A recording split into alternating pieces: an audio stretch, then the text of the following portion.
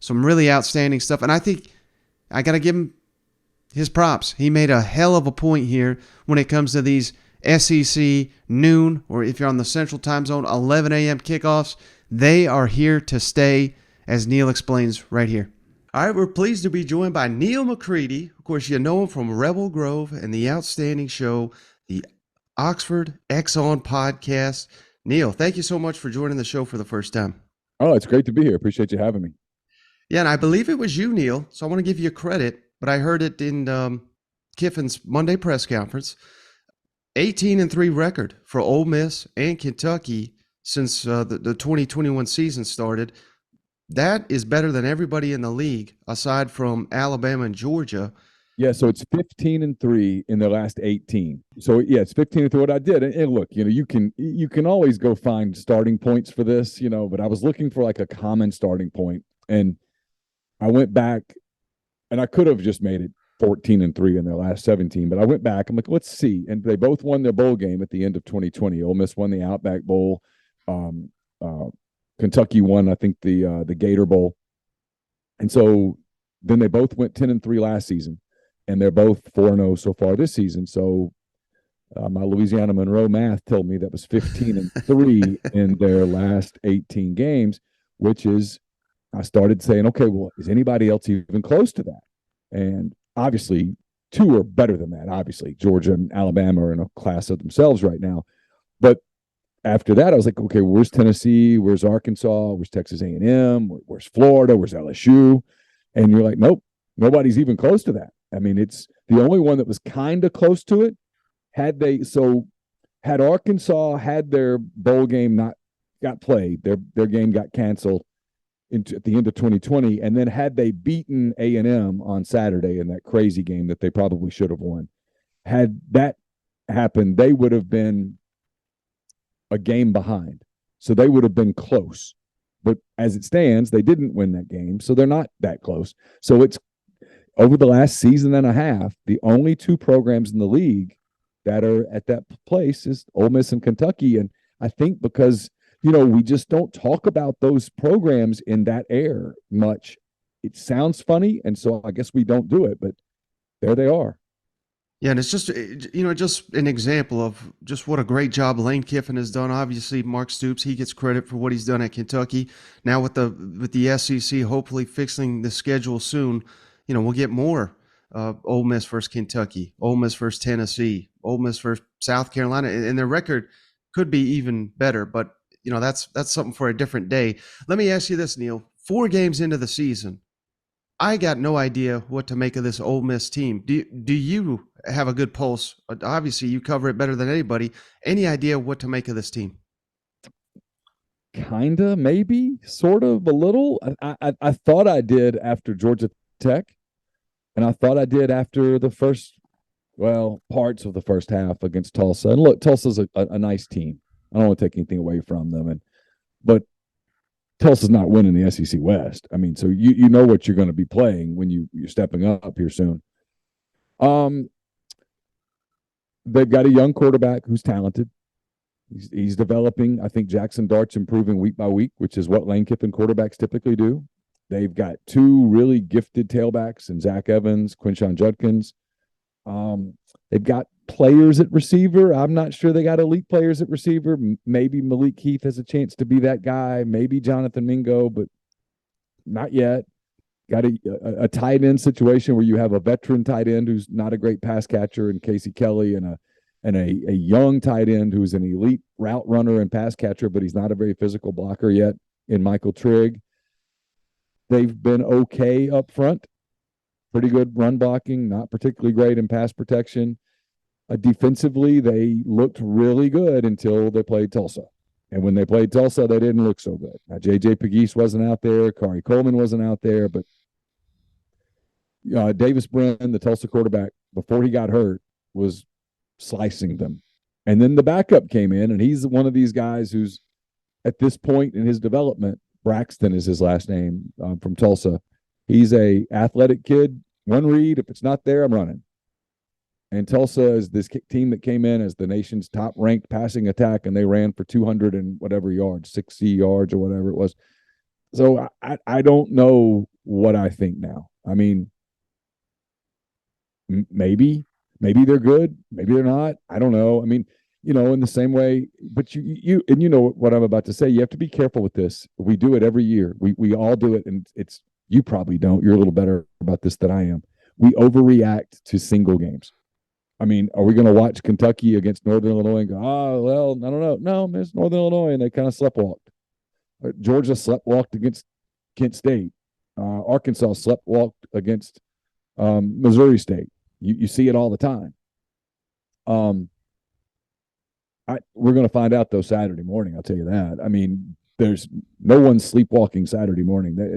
These two teams know whether they deserve to be or not remains to be seen. But they know whoever wins this game on Sunday morning is having a different conversation about their season. Well, you mentioned Saturday morning because that's when the game kicks off. I called out the SEC for when they scheduled this because I thought this deserved to be a night game. I thought it could be the best game in the SEC this weekend, and it sure looks like it's the only showdown of unbeatens. But having said that, Neal, I know you addressed this on your show, but interesting that Lane Kiffin, this is 2 pressers in a row now. I don't want to say he's calling out the fans, but he's made some interesting comments. He's calling out the fans. Yeah, okay. I didn't want to say it, but you don't have to. I'll say it. He's calling out the fans. What's your thoughts on that? Because hell, I listen to all these press conferences, as tedious as they are, and it's pretty rare for a coach to call out the fans. Yeah, can I touch the 11 o'clock thing first? Yeah, I'm with you, except for this. These networks are paying a ton of money. The league, the member institutions can't take the check fast enough. Well, when you pay for that, if I pay you a lot of money to come clean my house, right? And you take the money, I want you to clean my house. So these guys are at ESPN. They've seen what Fox has done with Big Noon Saturday, and they're not going to cede that window. They're just not. And they're getting ready to pay even more to the SEC in this new TV deal that's coming soon. And Texas and OU are joining, and it's going to be a big money deal, and it's all about money. And these 11 o'clock games are here to stay, and everybody can stop bitching about them. Or you can bitch about them all you want. They're real. And if you don't want them, well, then you're probably going to have to redo the TV contract. Because the way that these things are done now, everybody gets up in the morning. I'm not a big fan of ESPN Game Day. I don't think it's a particularly good show, but whatever. Everybody gets up and watches that show. And they wait to see what hat Corso is going to put on. And then they've got all these eyeballs. And it only makes sense at that moment that you go, hey, we're leaving here and going to a good game. We're leaving here and going to a big game. We want you to stay here. It makes all the sense in the world. It's going to happen. If I'm at ESPN, I want a good game at 11 o'clock. If I'm going to pay out the you-know-what for the SEC, and they are, I want a good game at 11 o'clock, period. The better the game, the better I'm happy. I don't want a dog. I don't want Charleston Southern at South Carolina at 11 o'clock where everybody goes, oh, so who's on Fox? Illinois, Iowa and Michigan? Yeah, I'll flip. No, I'm give me the top 10 game between Kentucky and Ole Miss. Give me LSU, Tennessee, and Baton Rouge. I want a good game. It's coming. And everybody keeps doing this, bitching about it.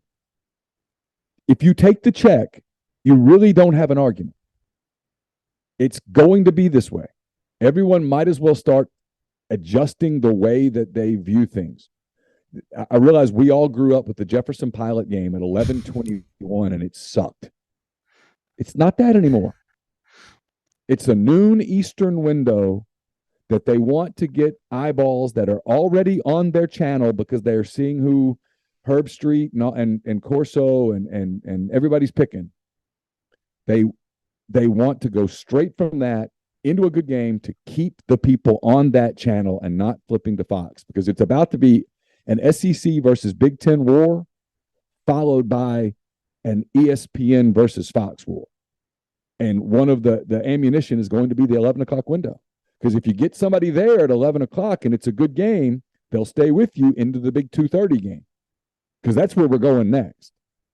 And then you get into the night and all that stuff. It just is. I understand. Like here, they're so upset because this is a big Grove game, and it's going to be a gorgeous day on Saturday, like high of 75 or something, sunshine and perfect, and people want to get in the Grove all day long and get sauced and then go to the game that night. I get it, but you can't bitch about that and then go, hey, you know what's great about this is that we're going to get $75 million a year. No, no, it's not either or. We want it all, Neal. We want it all. And you're going to get some night games, but I keep telling people if you're good, if you're one of the elite programs in the league, you're going to get a lot of 11 a.m. games. It's just going to happen. Now, to your point about Kiffin, sorry for my rant. It's I don't know why I've just gotten where I just think it's hypocritical when people do it. It's not for fans, but when schools bitch about it, when administrators bitch about it, because the bitching is gratuitous. It is disingenuous. You're not going to Destin and going, so listen, here's the deal. We will take less to play all of our games at night. No. No one's saying that. Oh, you're going to give us $75 million, maybe $100 million a year in this new deal? Awesome. That's great. Sign me up. Hey, you're going to play a couple morning games. That's cool. That's fine. And then when the morning games come, the fans complain, oh, yeah, we are upset. I tell you what, I can't believe. Stop. To your point, this game coming up for Ole Miss against Kentucky is the fourth home game in 5 weeks for Ole Miss. They played Troy to open the season. They played Central Arkansas in week 2. They went to Georgia Tech, and then they came home to play Tulsa. It was 95 degrees here last week. The last blast of summer that we always get the end of September. We always get it, and we got it. It was really hot. The game was at 3 o'clock because the 3 o'clock window sucks. And everybody knows it. And so you're going to throw your dog games at 3 o'clock. So tying these two together, if you want a lot of afternoon games, cheer for a program that sucks, and you'll get them. You'll get 3 o'clock all the time. Got put at 3 o'clock. People have been coming. They knew they were coming to Kentucky the next week. This is not a massive population center. There's no Atlanta 45 minutes away. There's no Birmingham 45 minutes away. The closest city to here is Memphis. It's an hour and 15 minutes away. And Memphis has its share of Ole Miss people, certainly, because we get great ratings out of Memphis, but you're not filling it up from Memphis. Jackson is 2.5 hours away. It's the big population center. The people who live in Nashville, it's 4 hours away. Atlanta's 6 hours away. Those people aren't driving week after week after week with gas prices the way they are, grocery prices the way they are. Not to get political, but inflation's a real thing. And Lane complained about it, and there weren't a lot of people there. And at halftime, with Ole Miss up 18, a lot of people said, we're out, heading to the Grove, heading to whatever. And it did look like a high school game being played in a college stadium in the second half against Tulsa. And he's upset about it. Or maybe he's pretending to be upset about it. But it won't look like that on Saturday. It won't look like that against Auburn. If they take care of business, it won't look like that against Alabama or on Thanksgiving against Mississippi State. And no one will be talking about the Tulsa game at the end of the year. So I just, to me, it's being turned into a talking point because of what Lane said. Yet at the same time, I mean, if Lane's a coach, it's his job to promote, it's his job to market. He's doing it. He's also a guy who makes $7.5 million a year, who has friends who have private jets who go out and pick up his kids and bring them to the games. I mean, it's certainly possible, and I don't mean this as an insult towards Lane whatsoever, but it is certainly possible that Lane is out of touch on this. Do you think Lane trusts Jackson Dart to win him a football game, or does that remain to be seen? We're going to find out. I mean, I think so. I mean, but we're going to find out. I mean, I'm sure privately they don't know how ready they are for this. If I'm Mark Stoops and I'm the people at Kentucky, I am doing what I have to do to populate the box in such a way that Ole Miss has no choice but to throw the football. And that's a real crazy way to approach a Lane Kiffin team. Because when you think of Lane Kiffin, even though they always put up great running numbers under Lane Kiffin offenses at Alabama, at FAU, now at Ole Miss, you still think of Lane Kiffin as the big strike, flip fly, the play sheet flying into the air. That's what you think of, right? But they can be pretty methodical. But if I'm Kentucky, I'm like, hey, we are going to do our damnedest to take that away, to force you into throwing the football with this 19-year-old quarterback. We're going to make you do it. Now, if that happens and Dart slices and dices them, well, we have a totally different conversation to have on Sunday. But if I'm Kentucky, that's the only way that I'm willing to lose the game, if you will. If I, hey, I'm going to make Dart beat me, and then he does. Okay, well, hat tip. But I'm not going to sit there and let Ole Miss run for 300 yards against me and keep my quarterback off the field and lose like that. Not going to happen if I'm Kentucky. Now, maybe Ole Miss is so good at running the ball that Kentucky can't stop it. I don't think so. I think this is going to come down to Will Levis versus Jackson Dart. Yeah, and I don't know if you've seen this, Neal, but Mark Stoops came out and said, he's confident Lane's got some stuff in his back pocket, some explosives that they just haven't shown. They've been kind of keeping. Do you believe that we'll see some of that on Saturday? Yeah, I mean, look, Lane Kiffin is one of the elite play callers and offensive designers in the game. Whether you're talking about Pop Warner all the way up through the NFL, he's elite at it.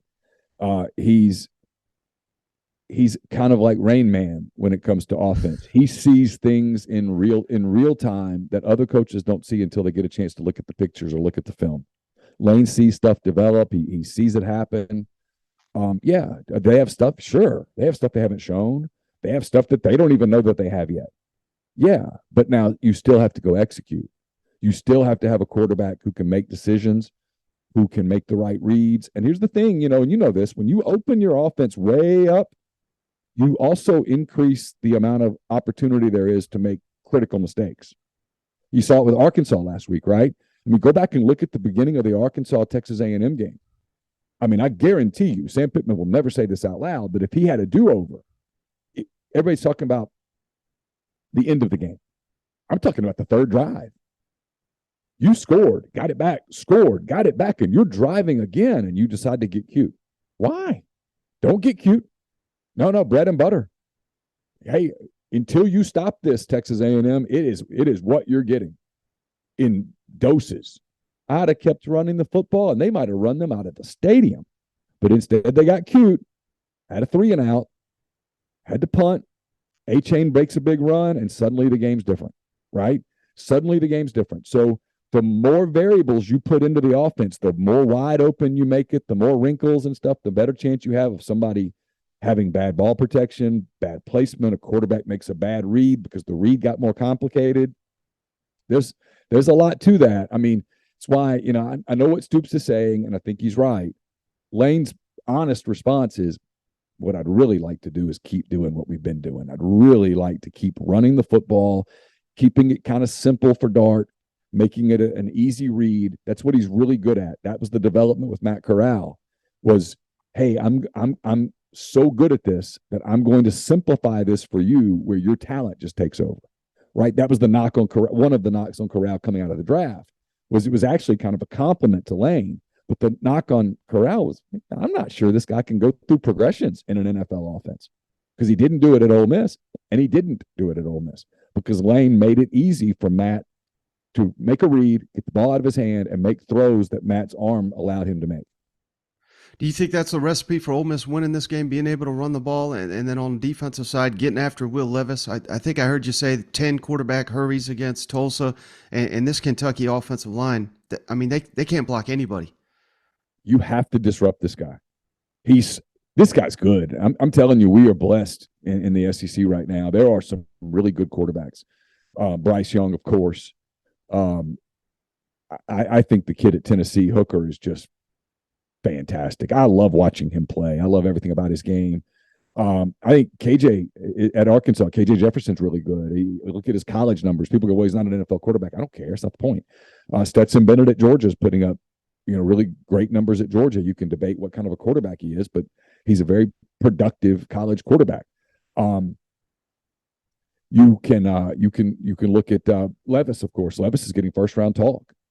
I mean, and if you watch him play on film with someone who knows football and can show you what's happening, you're like, oh, that's why the NFL likes him so much. I get it. And so, yeah, if you're Ole Miss, you cannot let Will Levis sit back there comfortably because he will go through progressions and he can make every throw and he's athletic and he's big and he gets on a roll. And no, you've got to get him moving. He's still dangerous off platform, but you've got to get him discombobulated somewhat. Yeah, sure. And their offensive line has struggled with pass protection, especially on the right side. That I think he's a young right tackle's had his moments. Yeah, if you're Ole Miss, you need to get them into 3rd and long and put pressure on him where he's having to dump the ball off. And and Kentucky's kind of comfortable doing that for a little while. I think they trust their defense. You saw it in Gainesville. They didn't light the scoreboard up, but they won the game. They really limited Richardson a week after Richardson had torn Utah up. They limited him. So I think this is a chess match game. I think it's a really fun game between an elite offensive coach and an elite defensive coach. Two contrasting styles. Kentucky would like to slow this thing down, get it a little more methodical. Ole Miss likes to go. They like the tempo. So there's just a lot here. I'm not putting this out till Thursday. So do you have a prediction for the game? Yeah, I mean, my pick is I like Ole Miss to win it. I like Kentucky to cover. I think the 7-point line's too big. I don't see this. I don't see how Ole Miss wins 10. I've got people who know football a lot better than me going Ole Miss by 14. I don't see that. I think it's Ole Miss by 3, Ole Miss by 4 in a close fourth quarter game where maybe this is the game where we start talking about Jackson Dart in a little different way. Maybe this is his grow-up game. Now, look, if you told me that Kentucky wins this, I'm not even a little surprised. None. I think this is a 2-outcome game. Ole Miss close or Kentucky close. All right, last thing for you, Neal. I really appreciate your time. What's your confidence level that Lane Kiffin stays at Ole Miss? Because it seems like this is an annual question, yet this time it seems like more than ever he seems committed to staying in Oxford. What's your read on that? Yeah, his name comes up all the time, and it came up. So this is a complicated thing. It came up a lot in 2020 because he put it out there. It came up a lot in 2021 because I think Lane Kiffin was really interested in the Miami job. He was really interested in the LSU job. There were jobs that made sense for him if he could get them, but he couldn't get them. He was interested in the Florida job. They weren't interested in him. And I think it began to change his mindset. You go from, you're staring at all these supermodels out there, right? And you're like, hey, would you like to go to dinner? And they're like, no. What about you? Nah, no, not a chance. What about you? No. And you start looking at the one that you're with and you're like, she's not so bad. She likes me. And I think that's what has happened here. I mean, Lane has really changed in a couple of years. He'll tell you that. I mean, it's not a secret. He quit drinking. He changed his eating habits. He's lost a bunch of weight. He's far more focused. His oldest daughter came to Mississippi from California. She's at Oxford High School right now. She's going to enroll at Ole Miss in the fall. He's begun to make some roots. Now, look, if the Alabama job or the Texas job or a job that is really sexy opened up and they offered Lane Kiffin, he's out, gone. But that applies to most coaches. Is Lane Kiffin leaving Ole Miss for Auburn right now? I don't think so. No. Is Lane Kiffin leaving Ole Miss for Nebraska? That's insane. No. He's making $7.5 million. They'll pay him more. And then they've made him the brand. Look at his social media. Lane likes being the brand. Lane likes attention. I think he views it as not even in just a narcissistic way, but in a recruiting way. He knows he has a brand that appeals. Well, Auburn's not going to make Lane Kiffin the brand. They're not. It's not a criticism of Auburn. It's not a criticism of Ole Miss. It's just different programs, different places. Auburn's brand is always going to be War Eagle and family and the Auburn creed and that stuff. There's nothing wrong with that, by the way. It's all good. I don't know about Nebraska. I think that's silly to me, but there aren't a lot of places that are going to make Lane Kiffin the brand and also pay him $9 million. It's a really small Venn diagram. So if you told me that Lane Kiffin leaves like really soon, I would tell you that maybe he went to the NFL. Maybe somebody offered him the Cowboys job, something like that. I mean, I can see that, but the list of college jobs that Lane Kiffin's leaving Ole Miss for right now, it's a really small list, I think. Yeah, and to your point, they put the dog in the schedule release. I thought that was hilarious. I mean, literally, and it's funny, right? I mean, I have two Labrador retrievers. I love Labrador retrievers. Lane Kiffin's daughter comes to Oxford, and she says, "Dad, can I get a dog?" And he goes, "Yeah, sure." And there's a breeder here that's fantastic. Rose Kennels, I think is what it's called, and White Rose or something like that. And Lane got one of their dogs. They're expensive, but he makes $7.5 million. He can afford a Labrador retriever. They get a lab, name it Juice. All of a sudden, the dog's everywhere. And all of a sudden, the dog is like the unofficial mascot of Ole Miss.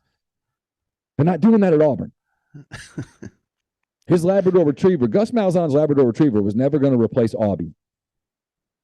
Yeah, no doubt. Juice Kiffin's leading the team through the Walk of Champions. That's not happening at Alabama, right? So, I just don't think he's leaving anytime soon unless it's an NFL gig or like a group of 5 blue blood schools. And I don't know, and for him to get, if you tell me that Lane Kiffin's the coach at Alabama in 5 years, okay, I will take from that, oh, wow, he won really, really big at Ole Miss. Like, wow, super big. Otherwise, they're not hiring him. Yeah, and Saban will be rolling over in his grave if Kiffin replaces him. I'm using them as an example, right? But if you tell me that Lane Kiffin replaces Sarkisian at Texas, or that Lane Kiffin lands the Ohio State job when Ryan Day goes to the NFL, or that Lane Kiffin gets the gig at USC when Lincoln Riley takes, I'm telling you, okay, well, that means that he won super big at Ole Miss. On your way out, Neal, bigger than going to the Sugar Bowl. Tell the audience where to follow all your outstanding work. Oh, it's nice of you. I write for rebelgrove.com. It's part of the Rivals Network. We do a ton of podcasts a week on our podcast channel. It's something like 20 podcasts a week. It's MPW Digital, wherever you get podcasts. That's the same for our YouTube channel. We live stream every morning, live stream on Thursday nights. We got a lot of programs that live stream as well. We do a lot of really goofy stuff. We do some hardcore football stuff, X's and O's and film, and then we do some really goofy stuff where we have a local butcher compete in games against my daughter, picking against the spread, and my daughter still can't figure out what plus 5.5 means. She has no clue. She just can't understand it, but she's winning the competition, which tells you something. So it's a lot of fun, and we do all sorts of goofy stuff. We'd love for you to come check us out. All right, so some just really outstanding stuff from Neal. Really, really appreciate him joining the show for the first time. I hope you guys appreciated that, getting some insight into the Lane Kiffin